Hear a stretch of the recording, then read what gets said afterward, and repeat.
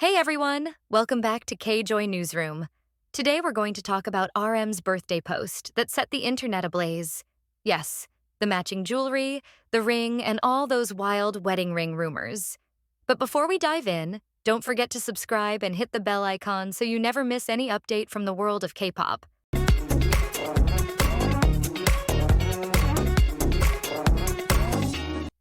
RM celebrated his birthday on September 12th, and as always, the boys pulled out something special. Jin gifted RM a set of matching FRED bracelets. Jin is the ambassador for FRED, which already got people paying attention. And that wasn't all. RM also showed off a white gold ring studded with diamonds, valued at around $7,600 to $7,700, drawing major reactions. Of course, once people saw that ring, the jokes and rumors kicked off. Some netizens were all like, Namjin officially married, or, isn't this basically a proposal? Others were more playful, praising Jin's taste or just being excited. Wow, hope they have a beautiful love. And yes, you two look good together. Be happy, kids. During a birthday live, RM couldn't let the speculation slide. He explained that the ring ended up on his ring finger simply because it didn't fit on any other finger. He even tried it on the middle finger, but said it would have been stuck there. So there was no plan, no proposal, just a gift from Jin. And RM made sure everyone knew. I'm not married. I'm not getting married. So Joysters, what's your take on all this? Is this just brotherly gifts and fans reading too much into it? Or does the presentation, bracelets, ring finger, price tag, say something more? Drop your thoughts in the comments below. Up next, we have something that's gotten fans debating hard. EXO's recent teaser poster for their December 2025 comeback, and plagiarism allegations flying in. Recently, EXO dropped a poster online dated September 8th that immediately caught eyes.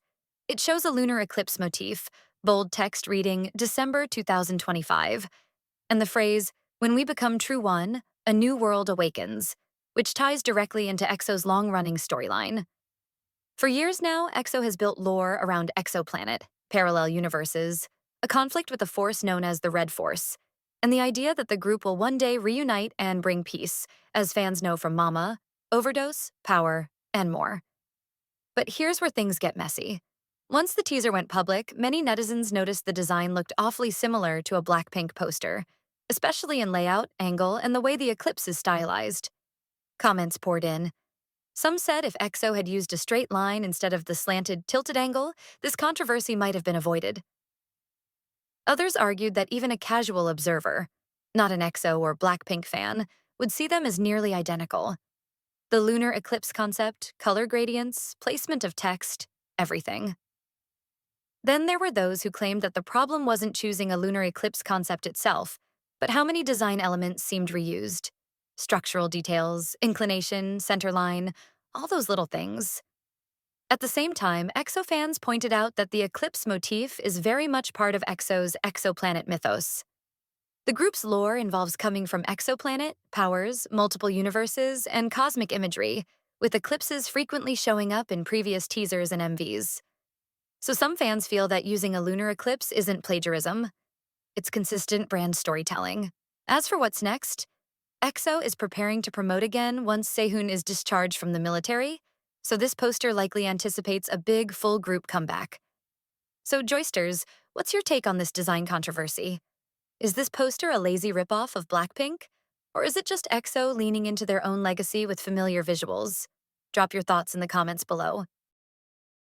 Last but not least, we have the explosive court revelations about HYBE and Hee-jin's contract terms, a story that's left fans and industry watchers completely stunned. According to newly revealed court discussions, Hee-jin's contract bound her to Ador until November 2026. On top of that, as long as she either worked there or held shares in the company, she was banned from pursuing any outside ventures. Sounds restrictive already, right? Well, it gets more shocking.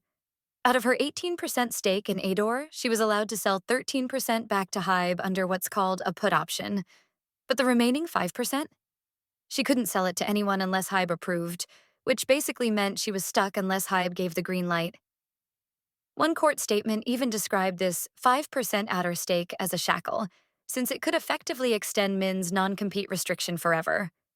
In Min's own words, this arrangement left her tied to HYBE for life. She tried last year to get the contract revised, but those talks fell apart. And here's the kicker. HYBE allegedly offered to free her from that 5% restriction, but only if she agreed to stay at Ador not until 2026, but all the way until 2032. By that time, she would have been 53 years old. To make her case, Min's side even presented a recording from January 2024 of conversations with HYBE executives and lawyers. And according to testimonies in court, some HYBE reps seemed to change their tune once they realized that recording existed.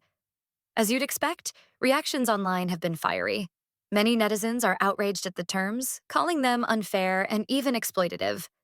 Some comments were as blunt as, "Hope that thug of a trash company gets completely exposed," and "She basically got scammed into a job." But others pointed out that Min did sign the contract herself, and likely with lawyers present, so they feel some responsibility falls on her too. This battle between Hee-jin and HYBE has already reshaped the industry in so many ways, and with each new detail revealed, fans are left wondering what the future holds for both sides. So Joysters, what's your take on this one? Do you think HYBE went too far with those contract terms, or is this simply a case of signing something and having to deal with the consequences later? Drop your thoughts in the comments below. I really want to hear what you think. Thanks for tuning in to K Joy. And if you haven't already, hit that subscribe button and turn on notifications so you're always first to know what's happening in the world of K-pop. Until next time, stay curious, stay kind, and stay tuned.